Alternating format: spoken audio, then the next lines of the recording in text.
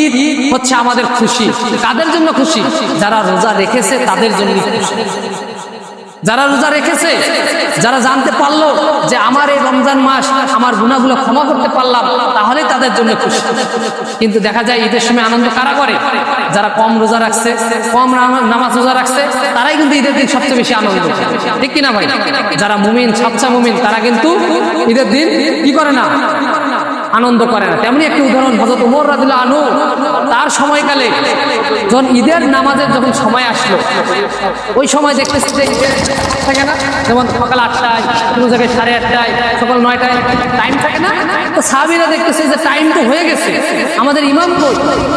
হযরত ওমর রাদিয়াল্লাহু আনহু কোথায়? যখন সবাই খোঁজ করতেছে, খোঁজ করতে করতে কিছু ব্যক্তি চলে গেলেন ওমর রাদিয়াল্লাহু আনহুর বাসায়, চলে গেলেন। গিয়ে ওমর রাদিয়াল্লাহু আনহুর বাসায় গিয়ে দেখলেন যে তিনি ক্রন্দনরত অবস্থায়, কান্নারত অবস্থায় আল্লাহর কাছে দোয়া করতেছেন। এরপর যখন তার দোয়া শেষ হয়ে গেল, তখন সাহাবীরা জিজ্ঞাসা করলেন, হে ওমর, আজকে তো ঈদের দিন, নবীজি তো বলেছে যে ঈদের দিন খুশি থাকতে, আনন্দ করতে, তুমি কেন আজকে কান্না করতেছো? তোমার চোখে কেন পানি?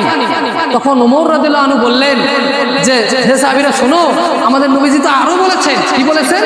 যে রমজানের পর ঈদের আনন্দ তো তাদের জন্যই যারা রমজানে তাদের গুনাহ খাতাগুলো ক্ষমা করে দিতে পারে। সুবহানাল্লাহ।